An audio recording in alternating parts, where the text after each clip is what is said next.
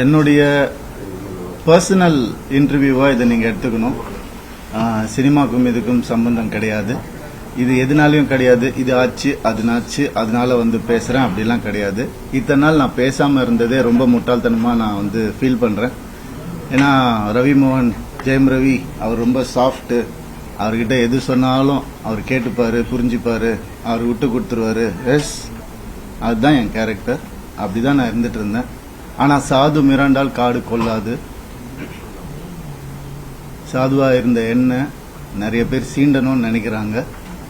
அவங்களுக்கெல்லாம் நான் ஒன்று சொல்லிக்கிறேன். இதுதான் என் ஆபீஸ். இங்க வாங்க, மறைமுகமா எதுவும் வேணாம், டைரக்டா வாங்க, டைரக்டா பாத்துக்கலாம். எத்தனை பேர் என்ன கீழே இழுக்கணும்னு நினைச்சாலும் அத்தனை பேருக்கும், இது நான் சினிமா பத்தி பேசவே இல்லை, ஆல்ரெடி சொல்லிட்டேன், பர்சனல் தான். அத்தனை பேருக்கும் நான் ரெடியா இருக்கேன். என்ன எப்பெல்லாம் ஆசைப்படும் போதெல்லாம் பஞ்சிங் பேக்கா யூஸ் பண்ணணும்னு நினைச்சவங்க எல்லாரும் இப்ப வாங்க. கராத்தே பாபு மாதிரி தான் நான் கிக் அடிக்க போறேன். ரெடியா இருக்கிறேன் நான். ஸோ முதல்ல நான் சொல்ல வேண்டியது என்னன்னா, என் படம் இனிமேல் ஸ்கிரீன்ல ரிலீஸ் ஆகாது. என் டைவர்ஸ் கிடைக்கிற வரைக்கும் நான் நடிக்க போறது கிடையாது. ஏன்னா என்னால் நடிக்க முடியல. எனக்கு நடந்த அவமானங்கள், தேவையில்லாத அவமானங்கள் என்னால் தாங்க முடியல.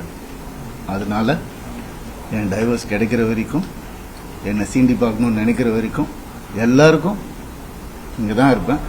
வாங்க, சீண்டி பாருங்க. இனிமேல் சாது கிடையாது நான். அதனால என்ன நடக்குதோ பார்த்துக்கலாம். மற்ற விஷயங்கள், என் வேலை விஷயங்கள், அதை எப்படி சரி பண்ணணும் என்னன்றதை நான் பார்த்துப்பேன். இவ்வளோ நாள் என் கூட நின்ன உங்க எல்லாருக்கும் ரொம்ப ரொம்ப நன்றி. என்னைக்கு என் டிவோர்ஸ் கிடைக்குதோ, என்னைக்கு என் பர்சனல் லைஃப் சரியாகுதோ, என்னைக்கு இந்த சைபர் புல்லிங் எல்லாம் நிக்குதோ, எல்லாத்தையும் நான் பார்த்துட்டு தான் இருக்கிறேன். எல்லாம் எனக்கு வரும்.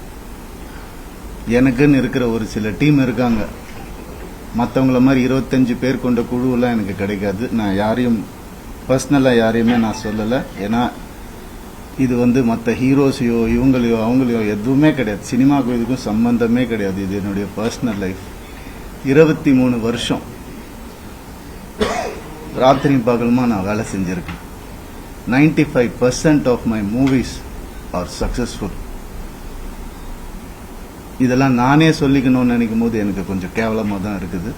இருந்தாலும் கேவலப்படுத்துறவங்க முன்னாடி அதை சொல்லி காட்டுறதுல தப்பே கிடையாது. My achievements I only know, my fans, my true fans know. State award winner 2வது படத்தில் கலைமாமணி.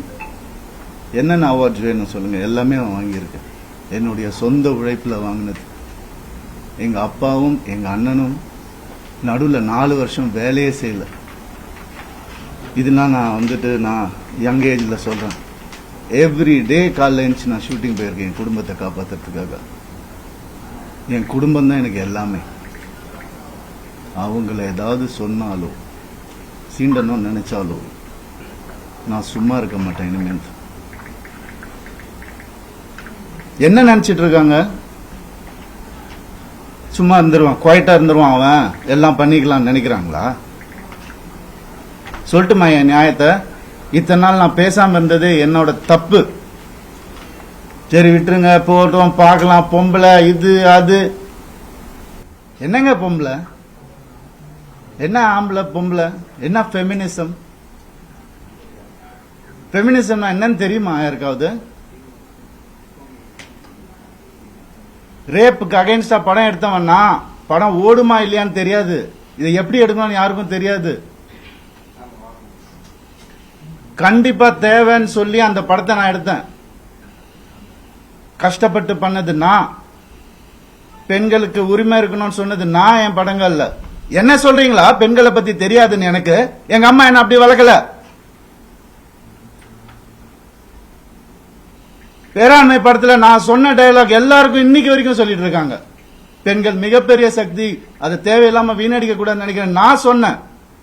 ஏன் 14 வருஷம் இருந்தேன் நானு என்னோட எக்ஸ் லைஃப்ல. அப்பெல்லாம் சொல்லி அவர் கடவுள், அவர் திட்டினதே கிடையாது. நான் தான் திட்டுவேன். எல்லா இன்டர்வியூ இருக்கு, எல்லா எவிடன்ஸும் வருது, நிறைய இருக்கு.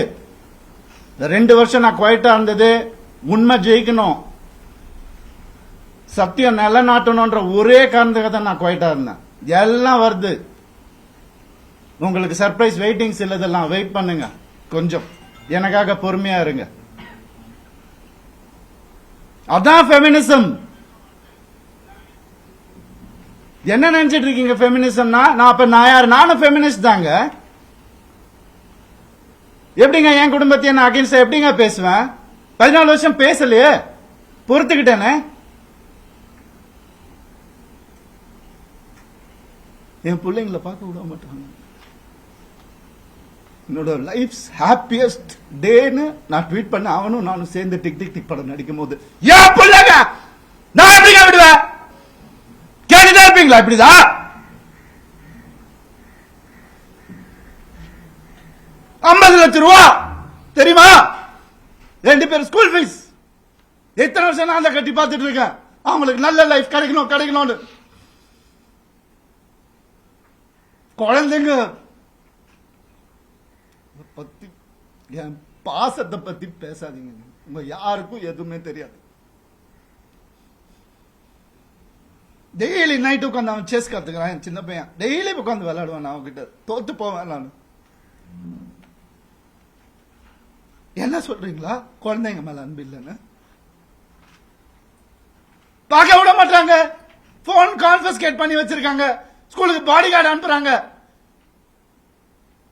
என் பசங்க பார்க்கணும் இந்த வீடியோவை. தெரிச்சு தானே ஓடி வந்தேன் நான். அந்த லைஃப் பிடிக்கலன்னு இத்தனை நாள் இருந்தால அப்பெல்லாம் தெரியலையா? நான் அப்பெல்லாம் பார்த்துக்கல. எவ்வளவு கோடியில வீடு என்ன கேளுங்க போய் வெளியில. ஈஸியாரே சொல்லும்.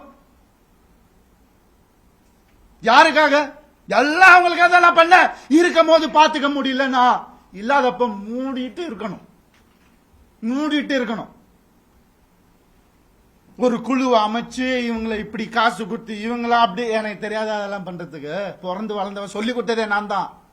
ஏன் தெரியுமா? நான் திரும்பி வந்தேன் 6 மாசம் நான் காணாம போயிருந்தேன். வேணாம் தேங்க்யூ. இது ஃபெமினிசம். என்கிட்ட கேக்குறாங்க எப்படி அவன் வரான் பாத்துடலாம் ஷூட்டிங்க்கு. ப்ரொடியூசர் ஆக்குனதே என்ன? என்கிட்ட கேக்குறாங்க. யாராவது பாத்திருக்கீங்களா? குடும்பமா ஒரு எக்ஸ் குடும்பம் வந்து இன்டர்வியூல வர்றது யாராவது பாத்திருக்கீங்களா? எனக்கே தெரியாது. சர்ப்ரைஸ் தான். வந்து ஏன் மாப்பிள்ள, ஏன் இது, ஏன் அது, எதுக்கு? நான் பாட்டுக்கு தானே இருந்தேன். அப்படியே போயிருக்கலாமே. எதுக்கு சுரண்டி சுரண்டி சுரண்டி ரத்தம் வர்ற அளவுக்கு உயிர் போற அளவுக்கு சுரண்டுனா என்னங்க பண்றது ஒரு மனுஷன்? எனக்கு இப்படிலாம் பேச தெரியாதா?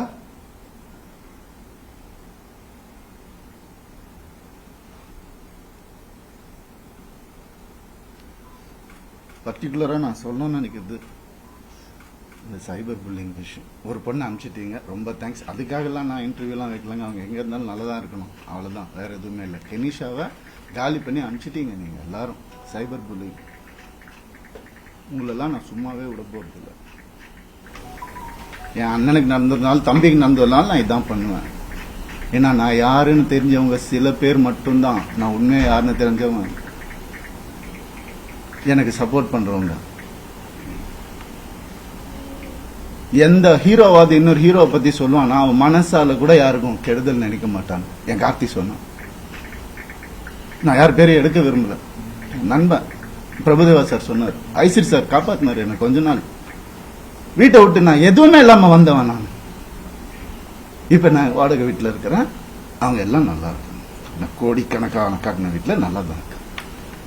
எனக்கு தெரியாதா? வெளியே போன்னு சொல்ற எவ்வளவு நேரம் ஆகும் எனக்கு? என்னங்க இதெல்லாம்? ஒரு மனுஷனை நிம்மதியா வேலை செய்ய விடாட்டி எப்படிங்க?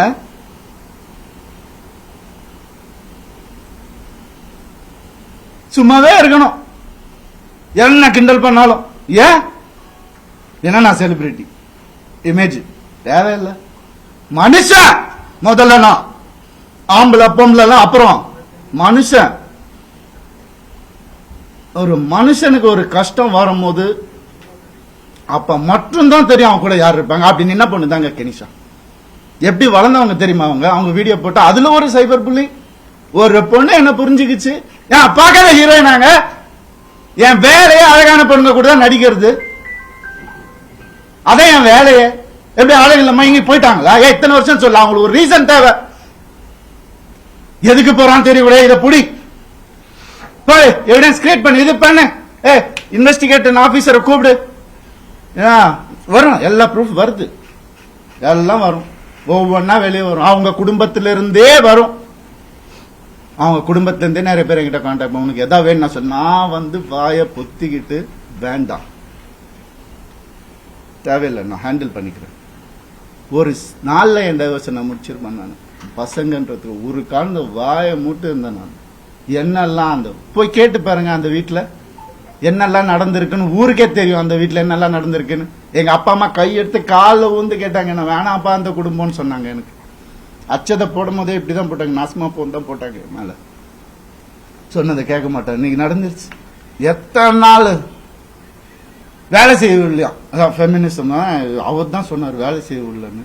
சரி, ஏன்னா அப்பா அம்மா வந்துட்டு வேலையெல்லாம் எதுக்குப்பா நீ தான் சம்பாதிக்கிற அப்படிலாம் சொன்னாங்க. சரி, வீட்டை விட்டு வெளியே வந்துட்டோம். அப்பயாவது கேட்க வேண்டியது என்ன, ஃபெமினிஸ்ட் இருந்தா என்ன பண்ணணும், நான் போவேன் வேலைக்குன்னு சொல்லியிருக்கணும்ல. என்ன நினைச்சிட்டு இருக்காங்க எல்லாரும். இதுல வேற ஒரு சப்போர்ட் அவங்களுக்கு, அந்த இது பேர்ல எடுக்கக்கூடாது, கேஸ் வரும். புரியுது எனக்கு. ஆல்ரெடி 100 கேஸ் இருக்கு என் மேல, ஆல்ரெடி கடன் இருக்கு, எல்லாமே இருக்கு என் மேல.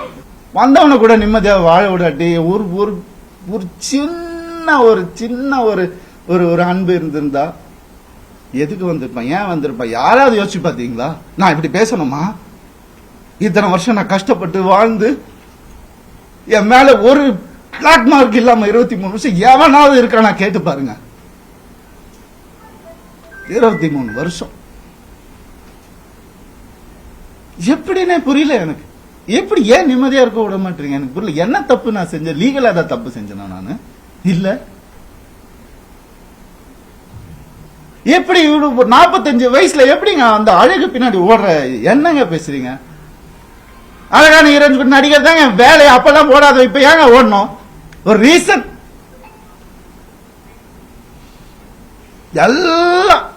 எல்லாத்தையும் கொடுத்துட்டானா அவங்க கையில். அதான் எனக்கு பெரிய தப்பியா, நம்பிக்கை, ட்ரஸ்ட்,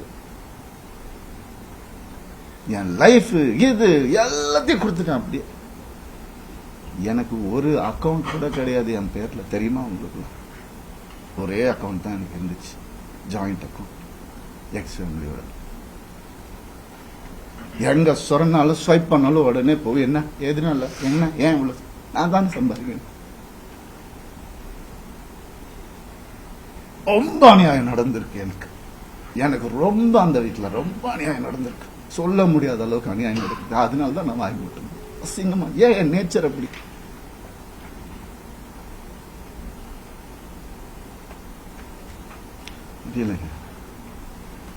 எப்படி வந்து ஒரு ஒரு ஒரு டீமை அமைச்சு ஒருத்தனை எப்படி காலி பண்ணலாம்? நான் உயிரோடு இருக்கக்கூடாது அவங்களுக்கு, மேக்சிமம் அதுதான் நடந்துரும், கண்டிப்பா நடக்கும் இது.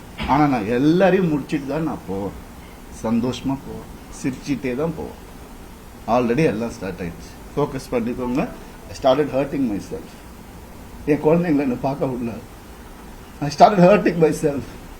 தான் இந்த கை பார்த்துக்கோங்க, நார்மலா இதுதான் நடக்கும். அதான் உங்களுக்கு வேணும்.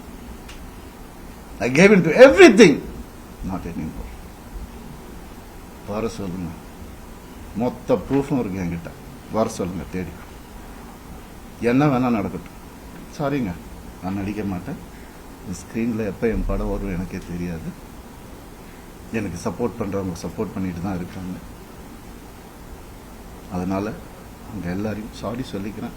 தயவு செஞ்சு வேண்டி கேட்டுக்கிறேன், என்னோட இந்த டெசிஷனை இப்படியே விட்டுருங்க. என்னால் வேலை செய்ய முடியல.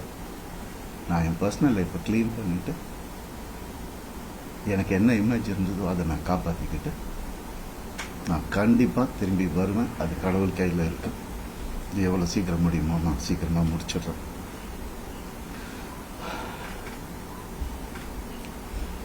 சில விஷயங்கள் சொல்லணுங்க, அது ஓப்பனாக சொன்னாதான் அது. இந்த 3 லெட்டர் நடிகை இருக்காங்க, நான் சொன்னல ஆல்ரெடி நிறைய கேஸ். அவங்க பேரை சொன்னால் அவங்களும் என் பேரை தெரியாமல் என்னை வந்து அட்டாக் பண்ணுறாங்களாம்.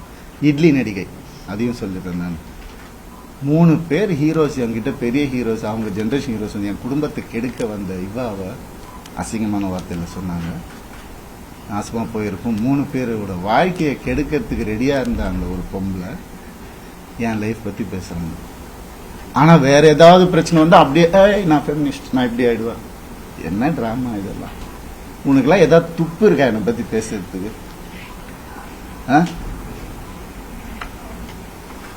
எப்படி இப்படிலாம் மனுஷங்க இருக்காங்கன்னு புரியல. நான் யாரு, நீ யாரு? பர்சனல் லெவல்ல டச் பண்ணது. என்னோட நல்லா நடிப்பியா? நடிச்சுக்கோ. ஐயோ காலில் நானே உழுறேன். அவார்டு வாங்குற வாங்கிக்கோ. பர்சனல் லைஃப்ல மனுஷன் இவன் தப்பான மனுஷன் அதாவது பேசின நீ இன்னொரு தடவை உனக்கு என்ன அறிகதை இருக்கு பேசுறதுக்கு? நீ என்ன பெத்தியா எல்லாரையும் வந்து இல்லாடி ரத்தம் வந்தி வந்துட்டு இருக்கேன். எனக்கு பிளாக் மேஜிக் பண்ணிட்டு இருக்காங்க. எனக்கு நான் இருந்தப்பவும் பண்ணிட்டு இருந்தாங்க. அவன் பேச்சை கேட்கணும்னு அப்படியே பொட்டி பாம்பு மாதிரி வச்சிருந்தாங்க. எனக்கு தெரியுது, நான் தெரியாம இல்லை. அதான் அப்பா அம்மா கொடுத்த அறிவு தெரியுது. ஆனா அப்பா அம்மா வளர்த்த நேச்சர் என்னை காலி பண்ணிட்டே இருந்துச்சு. இத்தனை வருஷம் முதுகுல குத்துறாங்கன்னு தெரியும், அவங்க எனக்கு தெரியாதுன்னு நினைச்சிட்டு இருக்காங்க. எவ்வளவு நாள் நானும் மாறிடுவாங்க, கடவுளை வேண்டிக்கிறேன், இப்படி ஆயிடும். நான் என்னதான் பண்ணேன்? வேலைக்கு போறேன் வரேன். ஒரு நிம்மதி இல்லைன்னா என்ன பண்றது? ஒரு மரியாதை இல்லைன்னா என்ன பண்றது? வீட்டில் அவ்வளவுதானே கேட்கறேன். நான் பேசிக் தானே கேட்கறேன். இதுல என்ன ஆம்பளை பொம்பளை எனக்கு புரியல. சீக்கிரம் குத்துங்க வாங்கிக்கிறேன் நானு. அப்படிதான் என்ன இத்தனை நாள் வேலைக்கு போயிடுறேன் நானு. ஏன் இப்ப நான் வெளியே போயிட்டு யாரு கூடயோ போனதுதான் உங்களுக்கு எல்லாம் தெரியும். அதுக்கு முன்னாடி நான் 2 வருஷம் ஹோட்டல்ல அங்க இங்க தங்கினதெல்லாம் உங்களுக்கு தெரியாது இல்ல, யாருக்கும் தெரியாது. ஏன்னா நான் சொல்லல. 4 வருஷம் இன்னையோட 4 வருஷமா எனக்கும் அவங்க சம்பந்தம். இப்ப நடந்ததுதான் அவங்க எல்லாருக்கும் தேவை. அதுதான் அப்படியே ஜோடிச்சு இப்படி பண்ணி கிளாசிக் வச்சிருப்பாங்க. நிறைய ஏஐல கிரியேட் பண்ணி எவிடன்ஸ் எனக்கு தெரியாது. அது ரியல் எவிடன்ஸே எடுத்துட்டு வரணும். எனக்காக பேசுறவங்களும் இருக்காங்க. இதெல்லாம் தப்பு. ஒருத்தரோட வாழ்க்கையில விளையாடக்கூடாது, ஒருத்தரோட இமேஜ்ல விளையாடக்கூடாது. என்ன நடந்துச்சு உங்களுக்கு எப்படி தெரியும்? இப்போ இருந்து பாருங்க 2 நாள் முடியுமா? இல்ல, இப்ப இருந்தவங்களுக்கு தானே தெரியும். நீங்க ஏன் பேசுறீங்க? Cyber bullying pricks. உங்களால எத்தனை பேர் செத்து போயிருக்காங்க தெரியுமா உங்களுக்கு? எத்தனை பேர் சூசைட் பண்ணிருக்காங்க தெரியுமா உங்களுக்கு? நான் போயிடுவேன், உங்க எல்லாரையும் எடுத்துட்டு தான் போவேன் நானு. பிளடி குழந்தைங்கள்ல இருந்து டீனேஜர்ஸ்ல இருந்து உங்களால செத்து போயிட்டு இருக்காங்க. Cyber bullying pricks. வெக்கமா இல்ல உங்களுக்கு?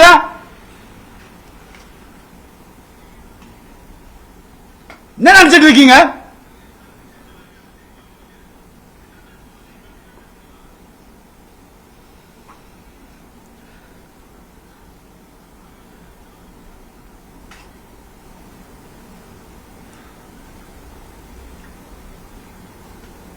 பண்ணிதான் ஆகணும், வேற வழி இல்லை. எனக்கு யாரு தான் சொல்லுவா அப்புறம் என் கதை? அம்மா அப்பாவும் சொல்ல மாட்டாங்க. அண்ணன் ஏன்னா அவங்க முன்னாடியே சொல்லிட்டாங்க. அல்ல எல்லாம் சொல்லிட்டாங்க, நான் கேட்கல. நிறைய அநியாயங்கள் நடந்திருக்கு எனக்கு. டே 1ல இருந்து அவங்கள கை அறுத்துக்கிட்டு தான் என்ன கல்யாணம் பண்ணாங்க. பிளாக்மெயில் மேரேஜ் தான் இது. பாருங்க வேணா போட்டோஸ். இன்னைக்கு என்னைய பண்ண வச்சிட்டாங்க. அதான் நடக்கும். ஒரு டெத் விஷ் வாங்கிட்டு தான் நான் இத்தனை வருஷம் உட்கார்ந்துருந்தேன். வெளியே வந்து இந்த லாஸ்ட் 2 வருஷம் தான் ஒரு மனுஷனா காத்து வாங்குறது கூட நான் என்னால என்ஜாய் பண்ண முடியுது. ஒரு மனுஷன் என் கூட இருந்த எல்லாருக்கும் தெரியும். இன்னைக்கு யாரெல்லாம் என் கூட இருக்காங்களோ அவங்க எல்லாருக்குமே தெரியும். இப்படி அதுக்குள்ள 2 வருஷம் கல்யாணம், வீட்டை விட்டு பிரிச்சு கூட்டு வந்துட்டு இங்க வந்துட்டு வீடு கட்டணும், இது கட்டணும், அது இங்க வேலைக்கு போவோம், அங்க வேலை, யாரு காசு கொடுத்தாலும் வாங்கிக்கோ, நமக்கு இதுதான் முக்கியம். அதுதான் என்ன, அதுல 3 படம் எனக்கு போச்சு, ஃபெயிலியர் ஆயிடுச்சு. ஏதோ பண்ண அவங்க வீட்டோட ப்ரொடக்ஷன் ஒரு படம் முடியறதுக்குள்ளே இன்னொரு படம் டேட். அப்ப நான் வெளியே படம் பண்ண தேவையில்லை, கம்பெனி ஆர்டிஸ்ட் நான். அப்படியே என்ன சீரியல் ஆர்டிஸ்ட் மாதிரி உள்ளே வச்சு என்ன இது பண்ணுவீங்க. அதுல இருந்து நான் வெளியே வரக்கூடாது. நான் படிச்ச விஸ்காமுக்கும் நான் பார்த்த என்னுடைய பிலிம் ஃபெஸ்டிவல்ஸும் ஒரு 5 பிலிம் ஃபெஸ்டிவல் லைஃப்ல நான் பார்த்துருக்கிறேன். அந்த நாலேஜ் எல்லாம் வச்சு நான் எதுவும் கிரியேட் பண்ணக்கூடாது. இதுடே அடங்கி இப்படியே இருக்கணும். அவங்களுக்கு பிடிக்கிற மாதிரி படங்கள், மாசா கமர்ஷியலா. உங்களுக்கு தெரியும் என்ன மாதிரி படங்கள் நான் பண்ணியிருக்கேன்னு உங்களுக்கு தெரியும். சாதாரணமா முடியாது. காசுக்காக பண்ண படங்கள் எதுவுமே இல்லை. இருக்கு, சாப்பிடணும்ல, பண்ணியிருக்கேன். இருந்தாலும் என் ஓன் இன்ட்ரெஸ்ட்ல எவன் ஜாம்பி படம் பண்றான், எவன் ஸ்பேஸ் படம் இந்தியாவில் ஃபர்ஸ்ட் டைம் எவன் பண்றான், எதுக்கு நான் பண்ணணும்? ஓடுமா ஓடாதான் தெரியாது, இருந்தாலும் மெனக்கெட்டு என் ஆடியன்ஸ்க்கு நான் நல்ல ப்ராடக்ட் கொடுப்பேன். அது ஒண்ணுதான் எனக்கு தெரியும், அது ஒண்ணுதான் நான் ஃபோக்கஸ் பண்ணது என் லைஃப்ல. ஏன்னா நீங்க போட்ட சாப்பாடு இது, நீங்க போட்ட பிச்சை எனக்கு.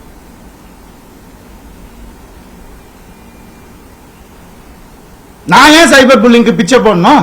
அவங்க ஃபாலோவர்ஸ் நான் ஏன் டெவலப் பண்ணணும்? நான் பேச மாட்டேன். சிவன் குழந்தைன்னு நான் சொல்லுவேங்க. ஆம்பளையும் இல்லாம பொம்பளையும் இல்லாம இருக்கிறவங்கள நான் அப்படி கடவுள் குழந்தைங்க. அவங்க எல்லாம் வந்துட்டு என்னென்னமோ பேசுறாங்க. என்ன இதெல்லாம் ஃபாலோவர்ஸ்க்காகவா? அதுக்காகவா பிறந்து வளர்ந்து இது பண்ணும்? என்ன எங்க போன நான் உங்க கண்ணு முன்னாடி தான் கெனிஷான்னு ஒரு டாபிக் வந்தா நான் கண்ணு முன்னாடி தானே எல்லாமே பண்ணிட்டு இருக்கோம். நாங்க ஒரு பொண்ணை புரிஞ்சுக்கிட்டு அதையும் தப்பி அமுச்சு விட்டுட்டீங்க. அவங்க ஃபெமினிஸ்ட் எப்படி இறங்கி ஆர்எம்எஸ் லான்ச்ல ஒவ்வொரு ஸ்கிரீன் கிளாத்ல இருந்து ஒவ்வொரு நீடில் இருந்து இது இங்கதான் இருக்கணும் அங்கதான் இருக்கணும் இறங்கி வேலை பார்க்கறாங்க. இன்னொருத்தர் காசுல சொகுசா வாழ்ந்துகிட்டு என்ன வாடகை வீட்டுல ஒருத்துட்டு அப்படி இல்லை. இது அதுக்காக பேசவும் இல்லை. எங்க இருந்தாலும் நல்லா இருக்கட்டும், கடவுள் பார்த்துப்பாரு. கடவுளுக்கு தெரியும் எது உண்மை எது போய் எல்லாமே தெரியும், அவர் பார்த்துப்பாரு. I'm very happy actually. But என்னால வேலை செய்ய முடியாது.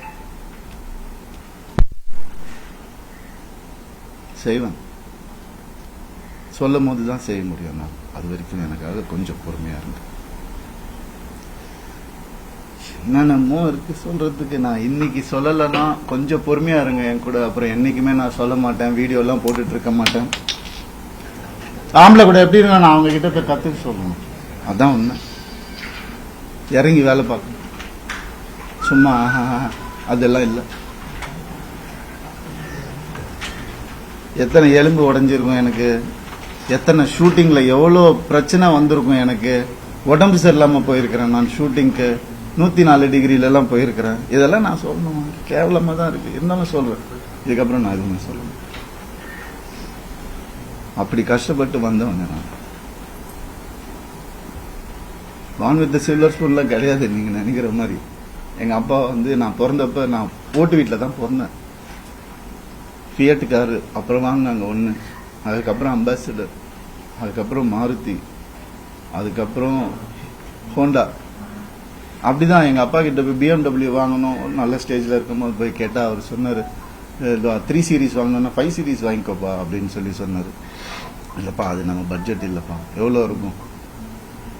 55 லட்சம் ரூபா. என்னடா சொல்ற, ஒரு வண்டியாடா அப்படின்னு கேட்டவரு எங்க அப்பா. நாங்க அப்படிதான் வந்தோம். சொல்றாங்க கோடிக்கணக்கில் சொத்து இருக்குது. மாசம் 25,000 ரூபாய் மெடிசன் செலவுக்கு அவங்க குடும்பத்துக்கு நான் அனுப்பிச்சிட்டு இருந்தேன். எல்லாத்துக்கும் இருக்கு, ரெசிப்ட் இருக்கு, எல்லாமே இருக்கு. நான் அனுப்பிச்சிட்டு இருந்தேன். என்ன கேள்வி கேட்கறாங்க வந்து உட்கார வச்சு.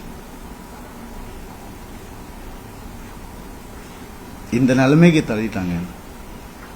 ஏன்? நான் வாய் முட்டை இருந்ததுனால. எதுக்கு நான் இருக்கணும்? எதுக்கு இருக்கணும்?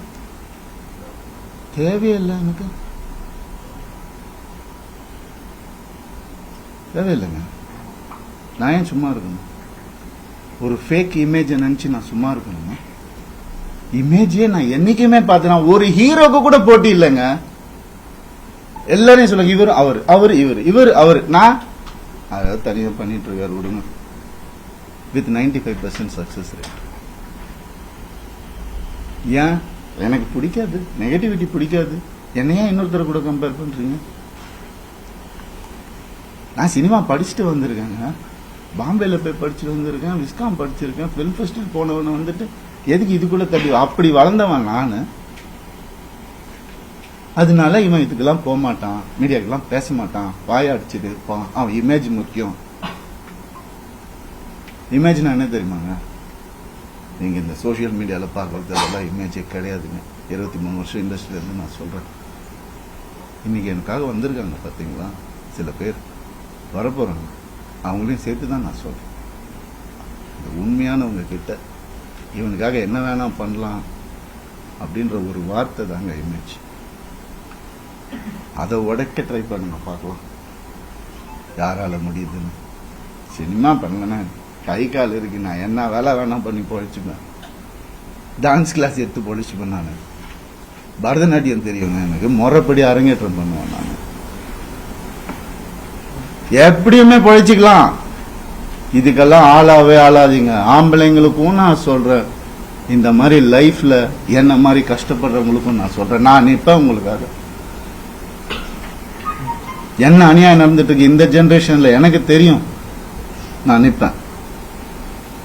இன்னும் என்ன வேணா வர சொல்லுங்க, இன்னும் 4 வீடியோ பண்ண நான் வந்துட்டு பலாத்காரம் பண்ண கூட அவங்களை சொல்லிக்க சொல்லுங்க, என்ன வேணா பண்ண சொல்லுங்க.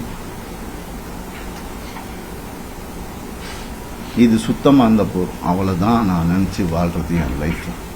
அப்படிதான் நான் வாழ்வேன் சாவர வரைக்கும்.